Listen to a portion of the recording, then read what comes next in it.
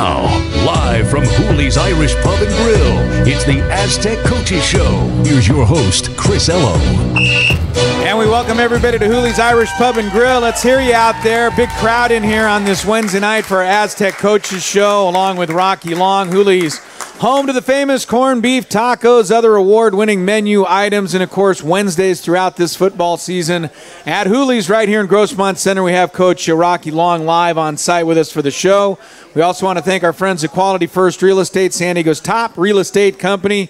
We can help you buy, sell, and manage San Diego real estate. When it comes to real estate, it's always Quality First. Click qualityfirstrealestate.com. Anybody out here tonight to say hello to the winning coach last Saturday over Boise State, Mr. Rocky Long? Almost the same reception that Obama got last night, I think, in Chicago. Pretty close. Almost. Anyway, congratulations, Coach, on the win Saturday night against Boise State. I've talked to dozens of fans. I know you've talked to more than that, and you got everybody pretty excited in San Diego with that victory Saturday night, and your kids really played a whale of a game to pull it off. Well, I thought they played that's probably the best we've played all year, and I think you probably had to beat that kind of team at home. I mean, they're kind of they're an awful great football team, but they're dominant at home. If you look at their record at home, they're dominant. So it was a big win, and I think our kids played as well as they've played all year. And what really got the game, or the reason we won, is because all three aspects of the game, the special teams, offense, and defense, all played fairly well, and we made big plays in all three aspects of the game. All right, well, we're going to have Coach Rocky Long for the next hour with us talking about the victory over Boise State and looking ahead to this Saturday's crucial game against Air Force. The Mountain West Conference Championship is at stake, and the Aztecs need to win on Saturday afternoon. So we're going to be looking back at the Boise State game a little bit, but also looking ahead to Saturday against 4-1 Air Force. If you'd like to join the program, you can call us locally here in San Diego. The phone number is 858-569-8255. If you're listening locally, 858-569-8255. If you're watching on the internet or listening on the internet, you can call toll-free from anywhere, 1-800-600-5646. That's 1-800-600-5646. And, of course, we'll take some questions from the crowd here at Hooley's Irish Pub and Grill a little bit later on in the program. Coach, under the category of maybe now it can be told, it was about a month and a half ago that you and I were sitting here, and I don't remember what game it was after, but you leaned over to me and you said, I think we have a heck of a shot this year to beat Boise State. And the game wasn't even for another month and a half. And I don't think you were boasting. I don't think you were bragging, because I know you told some other people that before the game, that you thought you had a really good chance to beat Boise State. So what did you know? What was it that you saw in this matchup that made you believe that a 2-touchdown underdog Aztec team that had never beaten a ranked team on the road had a really solid shot of pulling this off? I didn't know anything special. I just nothing, huh? No, I didn't know anything special. I just thought that our players were starting to peak a little bit and starting to have confidence in their abilities, and I thought that a couple things were getting ready to happen that would give us the kind of confidence going in there that we had a legitimate chance to win the game. Now, I don't know. I mean, I honestly didn't know we were going to win, but I thought we had a legitimate chance, and I thought the players were ready and confident, and they played probably, like we said earlier, as good as they can play. Was it one of those games where the matchup was favorable to San Diego State? I believe that we are very similar teams, and I'm not saying that we're in their class, because what they've done over the last 10 or 15 years is unbelievable. I mean, they've played in BCS games, they've won conference championships, they've been in the top 10 in the country. I mean, they've got a great program. But I see similarities in our programs. I think both teams are very physical, and if you're able to match their physicality, you've got a chance. If you have enough skill athletes that can match their skill athletes, now it gets to be old-time football. Now it's who wants to be the toughest, who wants to play hardest the longest, and I really believe that that's what their team's all about, and that's what we're trying to get. I mean, that's the kind of team we're trying to become. And we're closer now than we were 4 years ago or 3 years ago. We're closer now than we were at the start of this season. We're closer now than we were last week. But whenever you play a team that has a similar philosophy, if you think your skill level can match, it ought to be a great football game. And it was, no doubt about it. The Aztecs won it, as everybody knows by now, 21-19.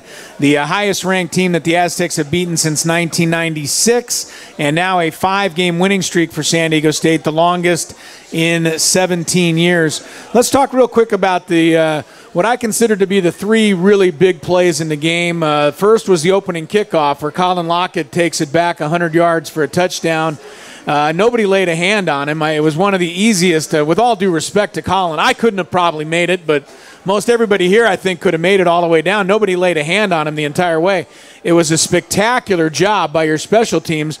Did you guys call something on that? Did you see anything on film, or did it just work out where everybody blocked everybody perfectly? Well, I'm glad you brought that up, because that earlier in the season, Locke ran one back for a touchdown, and honestly, everybody was blocked.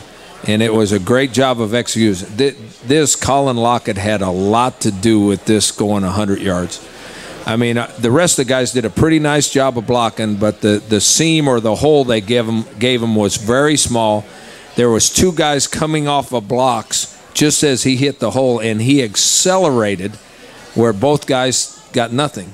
Where if he wouldn't accelerated and been going full speed, and honestly, it takes courage on a kick as a kickoff return guy to run into a very small seam going 100 miles an hour, because you're liable to get your head knocked off. But he accelerated, so the 2 guys that were coming off blocks probably missed him by 6 inches. Yeah. And then he's way too fast for their kicker to tackle. So besides that, if you ever if you're a return man and you let a kicker tackle you, don't come to the sideline, you know. Yeah, go hide down on the other end. Go hide at the end of the bench. But we did a nice job of opening a small seam, but he did it. Now, he is fast, and he did it with great acceleration where the 2 guys that could have tackled him didn't have a chance. So it was a combination of pretty good blocking and a great run. All right, so that put you guys up 7-0 early. Then by halftime, they had come back and taken a 13-7 lead. You guys needed a big play in the second half. You got an interception on a tip ball. Eric Pinkins continuing to play better and better. Nat Burhay got the pick, but you guys did not score off of that. And then on their next possession, another 3-and-out. Dwayne Garrett, your backup running back, goes in and blocks a punt. I think he blocked it with just one hand. I mean, it was, and he was being blocked as he blocked the punt. That was some kind of individual effort, another special teams play that was special. Yeah, now it was a great individual effort. I mean, he was one of 2 guys. We usually have 2 or 3 guys that ensure the punt. They're not actually rushing the punter. They're going there to make sure there's not a fake and make sure he kicks it on time. Well, they ran what we call a rugby scheme, where he went to the side to try to gain a little bit more time for the coverage to get down the field, and then you try to kick it into the corner.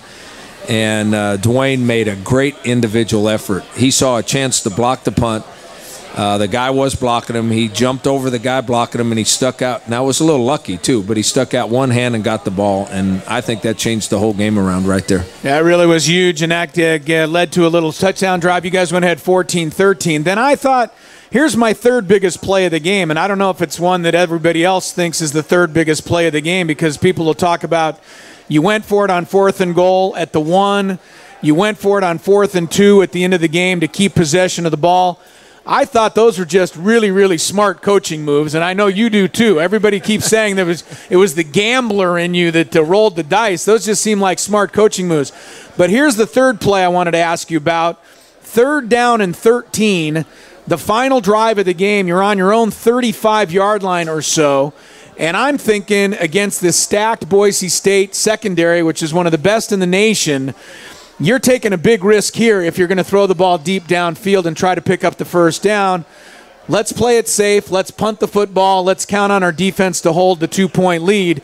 And you guys got Gavin Escobar one-on-one down the right sideline, and Dingwell made an unbelievable throw to convert the 1st down on 3rd and long. Tell me about that play, and am I right that really was one of the biggies in that game? No, that was one of the big plays, because that kept the drive alive, and we were able to run out the clock. I mean, if they never get the ball back, they don't have a chance to win. I thought it was a great call by Andy Ludwig because it's a play that we ran earlier in the game, and it was to use Gavin's abilities because he would end up with on a smaller defender. And the play was designed early in the game for him to look like he was running a wheel down the sidelines, and then he was going to stop and come back. Well, this was much earlier in the game, and Adam had to go somewhere else with the ball because the guy played the play. So they changed it on the sidelines to stutter or act like he was going to come back and then just take off. And sure enough, the guy that was covering him was the exact same guy, and the guy sat there and waited for the comeback. Yeah. Now, he recovered. And when he figured out he had been beat, he recovered and headed on back down there and made the window that Ding was able to throw it in very, very small. Now Gavin's a great big target, and he's got really good hands, but the pass had to be over the guy that was between him and Gavin, and the pass was perfect, and then Gavin caught it, and the rest is the story. The rest is the story. And then the Aztecs, as you said, were able to run out the clock and win the ball game 21-19. All right, let's hear it for one of the big wins in San Diego State football history over Boise State last Saturday night. We got Coach Rocky Long with us. We're going to take a quick break on our Aztec Coaches Show, get some questions ready. You'll have a chance to ask Rocky some questions. That'll come up in about 15 minutes. But when we come back, we're going to look ahead to this Saturday's game against Air Force because, as Rocky has been telling us throughout the progress of this season, every time you win one game, the next game becomes even more important. So we don't want to look back too much. We want to look ahead, and we're going to talk about this Air Force game coming up on Saturday in just a moment when we return. You're listening to the Aztec Coaches Show from Hooley's Irish Pub and Grill on News Radio FM 95.7 and AM 600 Kogo. Get down. All right, welcome back. The Aztec Coaches Show from Hooley's Irish Pub and Grill in Grossmont Center, also located in Rancho San Diego, my hometown, with award-winning food, great draft and bottled beer selections, fantastic happy hour specials as well. Click Hoolies.com for directions and more. Hoolies, the official host location of our Aztec Football Coaches Show with Rocky Long each and every Wednesday night. Want to remind everybody that tickets are still available for this Saturday's game as the Aztecs host the Air Force Falcons at Qualcomm Stadium, continuing their bid for the Mountain West Conference Championship. Tickets for the game start at only $11. It is a special afternoon game with kickoff at 12:30. And if you want to purchase tickets, and we hope you do, call 619-283-SDSU or log on to goaztecs.com. Now, that means that the Warrior Walk is going to take place at 10:30 a.m. this Saturday.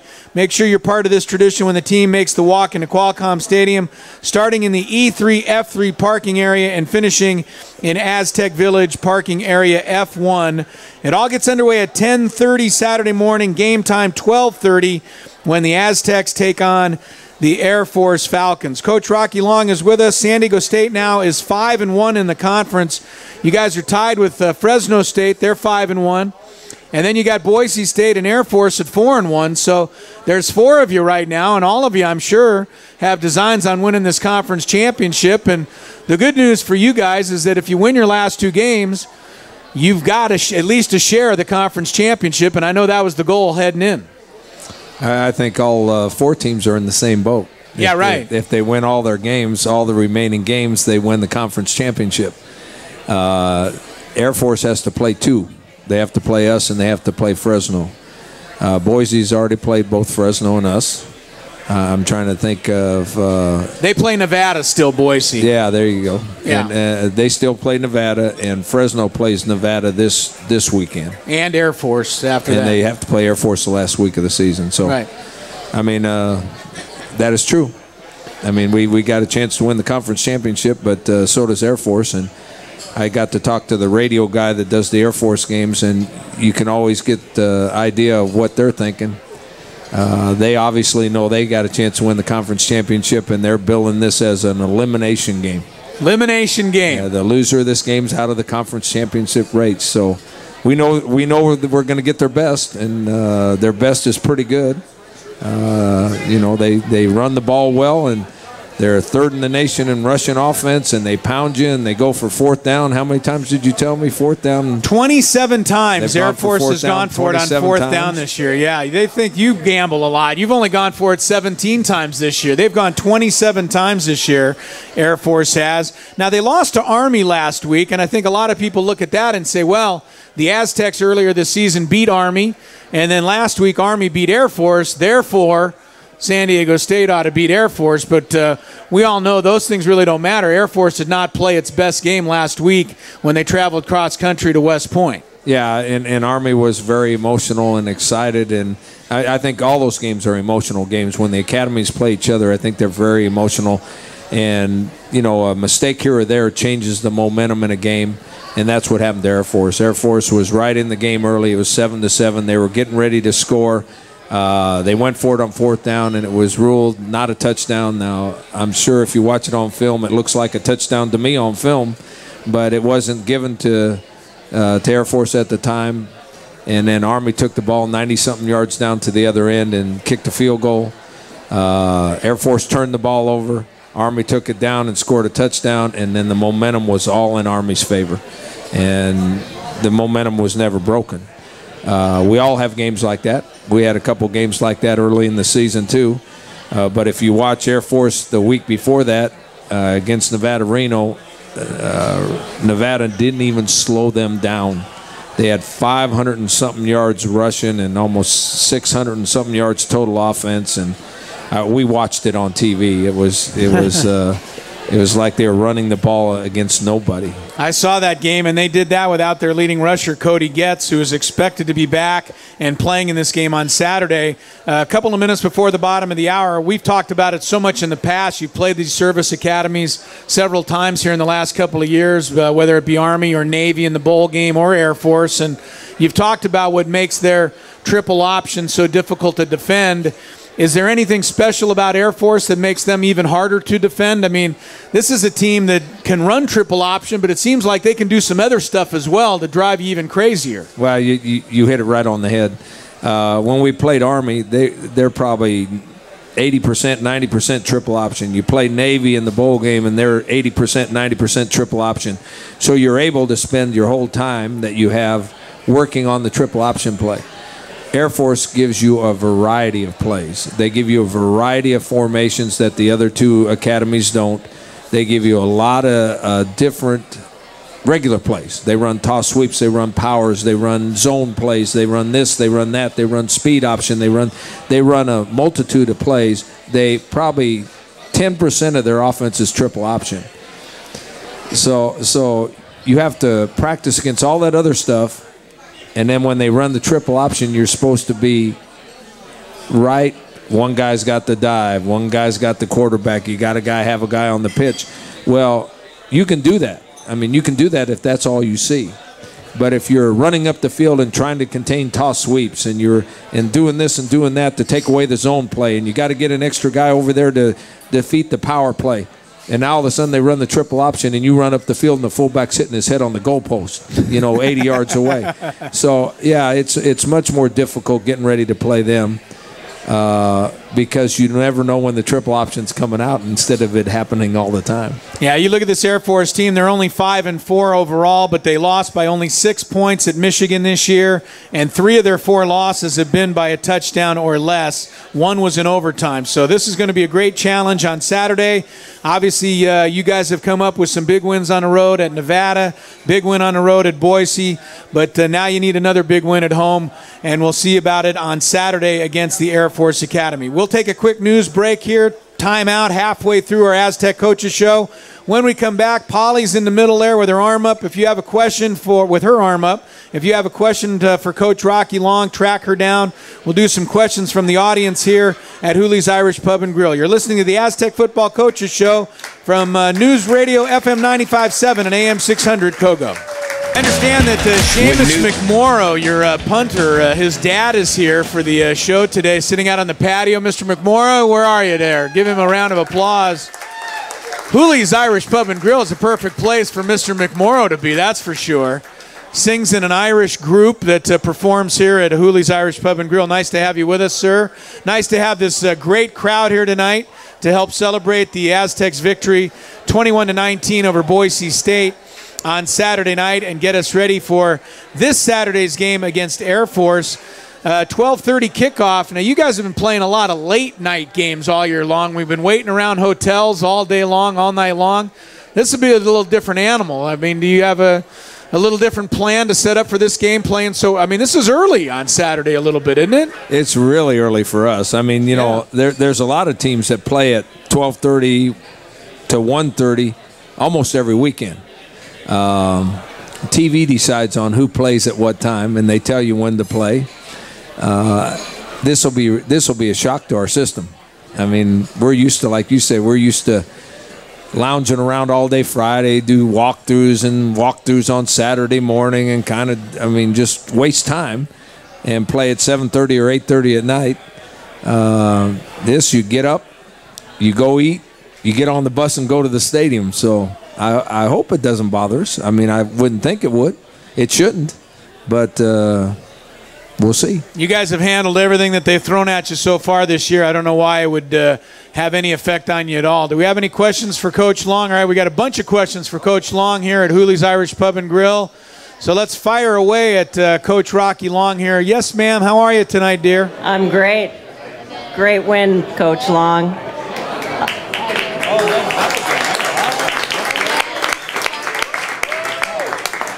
How tough is that Jake Feely?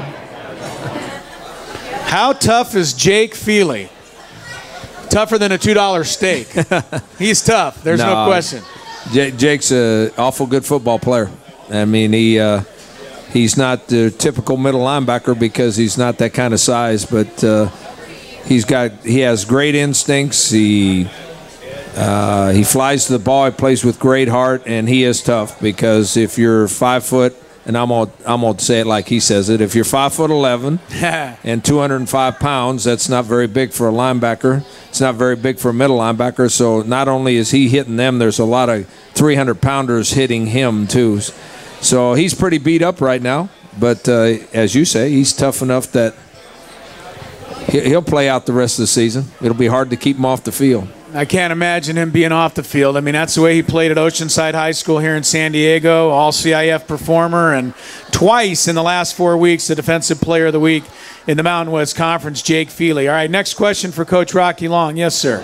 Hi, Coach. Last game and a half, it just seems to me that, like, Adam takes a little bit more looks at a couple of receivers than Katz did. Maybe look at a receiver and not run, maybe look at two receivers and make a throw. Have you seen that? I think that both quarterbacks do a nice job of looking to their number one receiver and able to go to a second or third receiver.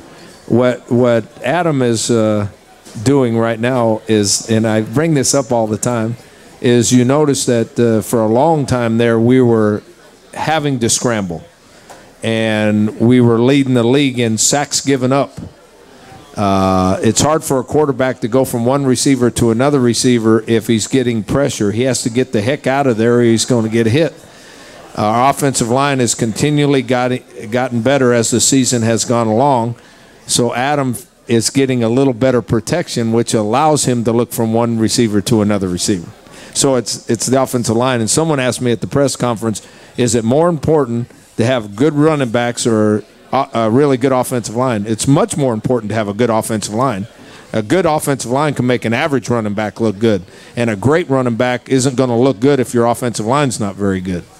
So Aztec, your offensive line's played really well this year. I think you got to give a lot of credit to Mike Schmidt, the offensive coordinator or offensive line guy. It's his first year as full-time offensive line coach, is it not? It is. It's his first year as full-time guy, yeah. He played here at San Diego State a few years ago. He's done a great job with these guys. All right, next question for Coach Rocky Long. Yes, Tom, my buddy Tom. What's up, Tommy? Coach, again, congrats on a great win over the weekend, and look forward to another big one this Saturday. As a fan, we really look forward to the non-conference schedule. Are there any schools or particular school or schools that you would look forward to scheduling in the future down the road? I ought to let Jim answer this one, but you know, Jim and I talk all the time about scheduling and non-conference. I mean, we're playing Oregon State next year, and we're playing Ohio State next year. I think that if we could, and I know Jim's trying to do this, if we could play SC or UCLA, which is right down the road, it really adds to our program, it adds to their program. You get huge crowds and all that sort of thing. And my very first year here as the defense coordinator, we played UCLA in the Rose Bowl. So, and I think San Diego State's played UCLA on and off, home and home. You know, it'd be nice to get one of those games on there. Is there any way ever to play and get an SEC team to come out to San Diego? Or maybe I should ask Jim Sturk that as well. He's going to be joining us in the next segment. So we'll have, I'll ask the athletic director that scheduling question. He's going to join us next. All right, last question for Coach Rocky Long. There he is. Yes, sir. Hey, Rocky. So we're playing a Service Academy, which means time of possession is going to be extremely important. Will time of possession allow us to develop our run game, or do we have to go directly to the air? No, I think there's a real good chance that this might be the shortest game that anybody watches this season that we play in. Because obviously we like to run the ball, and when you run the ball, the clock moves a little bit faster than when you throw it, because there's a lot less out of bounds. There's no incomplete passes if you're running the ball. And guess what? Air Force likes to run it too. I mean, they rush for 337 yards a game. They average 90 plays a game. They've gone for fourth down 29 times or something, because in their kind of offense, there's never a fourth and long. It's usually 4th and 1 or 4th and 2, and usually they go for it, and usually they make it. So they maintain the ball. And if you've noticed our team, we maintain the ball for quite a long time too when we're able to run it pretty well. So this might be a really short game, and maybe the score won't be very high either. How often do you look at statistics, Coach? Air Force comes into the game. Do you look at these rankings? They are 114th in the nation against the run, Air Force is. So do you look at that in your game plan and say, well, they don't stop the run very well, so we are going to have to attack them more with the run? Or do you try and do more what you do best and not really worry so much about who you're playing against? You sure don't worry about statistics. You worry about the team you're playing. You let us broadcasters say all the statistics. I mean, there's an obvious reason that they're down there, because they play Navy, who's second in the nation in rushing offense, and they've played Army, who's first in the nation in rushing offense. You play those teams just like playing passing teams. If you're playing passing teams that throw for 400 yards a game, guess what your pass defense is going to look like statistically? Right. So you don't worry about those statistics. Okay. You worry about trying to stop what they do well enough so you have a chance to win, and you worry about what they do on defense to try to attack what they do on defense. Gotcha. All right, we want to sneak a couple of more quick questions in for Rocky, and then we're going to have one final segment with the athletic director, Jim Sturk, tonight. Yes, sir. Hello, Coach Long. Congratulations. I got a question for you about the performance of your defensive line, especially a kid named Craighead, whose parents are out here tonight. Yeah! Craighead's parents are here. He jumped offside once, I know that. Oh, I can't believe you brought that up. I'm saving you from having to bring it up, that's all. No, he's playing. All your defensive linemen are playing a whole lot better as the season's gone on. I mean, you've said that. Yeah, much better. I mean, we've improved on defense the last 3, 4, maybe even 5 weeks. We're a lot better now on defense than we were back in the Fresno State, San Jose State days. And most of it is because our defensive line is playing much better. People, I don't think, understand how important it is to be good in the offensive line and the defensive line. The quarterbacks and receivers and running backs can't be any good if your offensive line's not pretty good.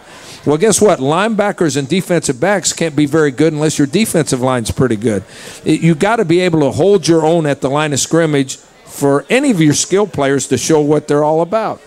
Well, right now we're holding our own at the line of scrimmage, and we have a chance to win. Yeah, our skill guys are pretty good. All right, last question for Coach Rocky Long, and then we're going to switch it over to the athletic director, Jim Sturk. Yes, ma'am. Yeah, congratulations, Coach Long, for that great game that we all saw from the TV at home. I think I screamed so loud that my cats ran for cover.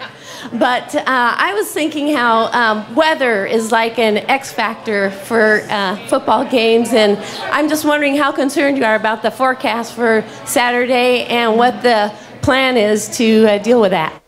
There is some rain certainly in the forecast for Friday. We know that because they moved the basketball game to Sunday.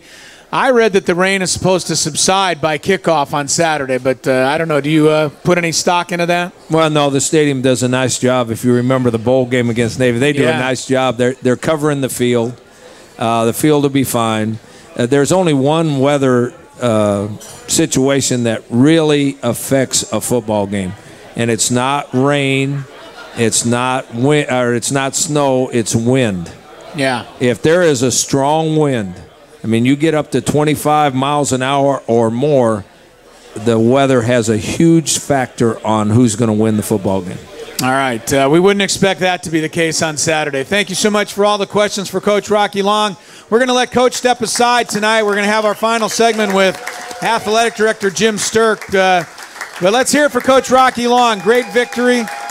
And also, Coach, let me congratulate you on becoming the all-time leading victory guy in the Mountain West Conference with your 77th conference victory, tying Gary Patterson for the all-time conference record. And here's hoping that you break the record this Saturday. Thank you very much. All right, Rocky Long right there on our Aztec Coaches Show. We'll take a quick timeout. When we come back, Athletic Director Jim Sturk joins us. You're listening to the Aztec Coaches Show on News Radio FM 95.7 and AM 600 Cocoa. All right, gang, let's wrap it up in high style here, the final quarter of our Aztec Football Coaches Show tonight with Coach Rocky Long. And in our final segment tonight, a very special guest. Allow me to introduce to everybody the Athletic Director at San Diego State University, the man presiding over this recent resurgence of Aztecs greatness, and that is Mr. Jim Sturk. Let's hear it for Jim. Nice enough to come out and join us tonight.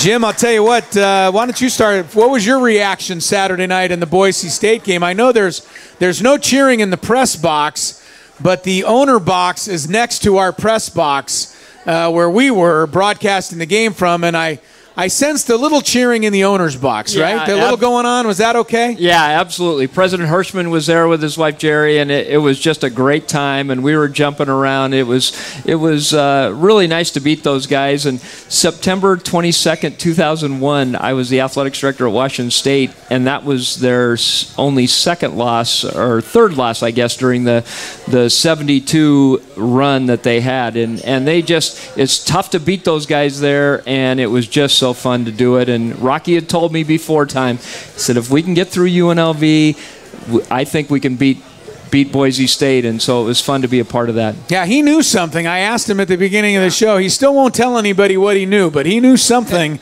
about that game and felt that the Aztecs had a great chance to pull off the upset. Of course, the big story right now, of course, along with the football team in the game Saturday against Air Force, is the Battle of the Midway, San Diego State and Syracuse basketball. Unbelievable job by you guys, you and the folks putting that game on to be able to move it out of the rain Friday night and keep it on the Midway for Sunday afternoon.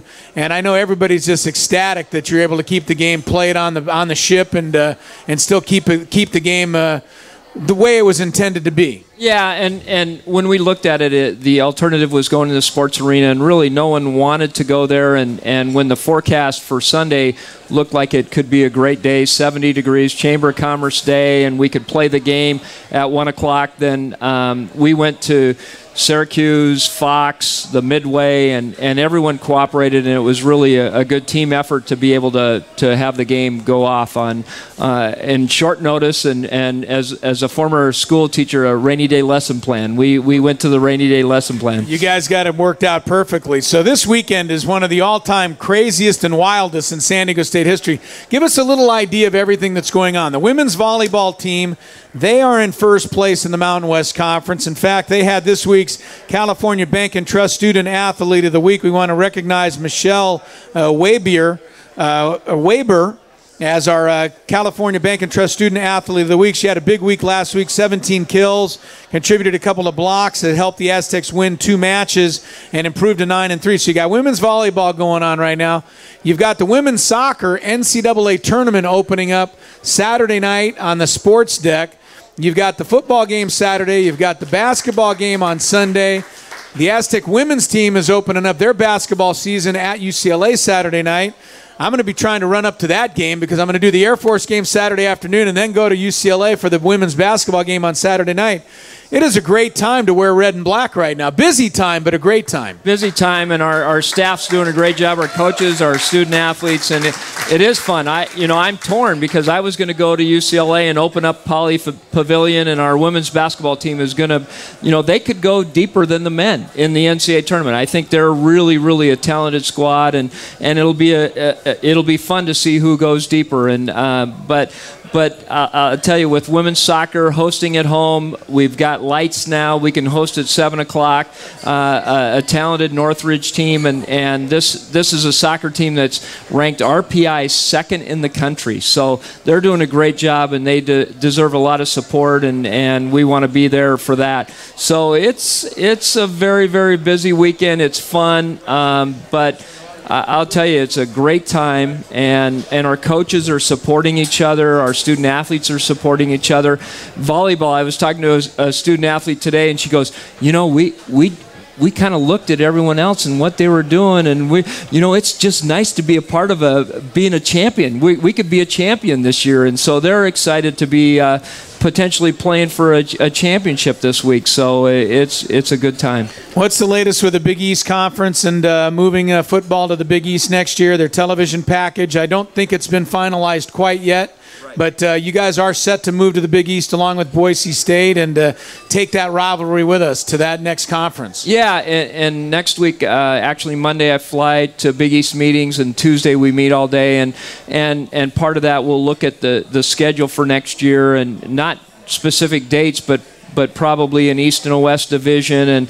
And it looks like we could be hosting, 2 or 3 top 25 teams in the country that have been top 25 teams in the country at San Diego State next year. With Oregon State for sure, they've been there, and maybe a Rutgers, maybe a Louisville. We'll see how that final schedule plays out, but it's going to be a great schedule, and I work with Rocky on that, and we strategize on it, and believe me, I wasn't the one that brought up Ohio State. He was the one. He said, if we don't have to go to Utah State, I'll play anybody, anywhere, and Ohio State was open, and it worked out, and so that's a great game for us to play in a no-lose situation, and a great payday for the Aztecs. Well, there's a chance with the way this team is playing right now, man, Ohio State could be in a whole lot of trouble. We want to thank Jim Sturck, the Aztec Athletic Director. He's doing an unbelievable job. I got a chance to meet Jim when the women were making their Sweet 16 run a few years ago, and I tell you, it's been a real great ride with you as the athletic director, and I hope it continues. Is there anything else you want to duck in real quick? We got about another minute. No, I'm looking at it, and it's a great fall. Winter looks great. Both men's and women's basketball are picked to win the league, and women's swimming has undefeated the last 2 years during the regular season. They're doing a great job. So, it's just a fun time, and please come out and support this Saturday. It's going to be a great game, and we want to have a great atmosphere for the Aztecs to win. Doubleheader Saturday. Go see football at 12:30, then go see the women's soccer team at 7 o'clock on Saturday night in the NCAA tournament.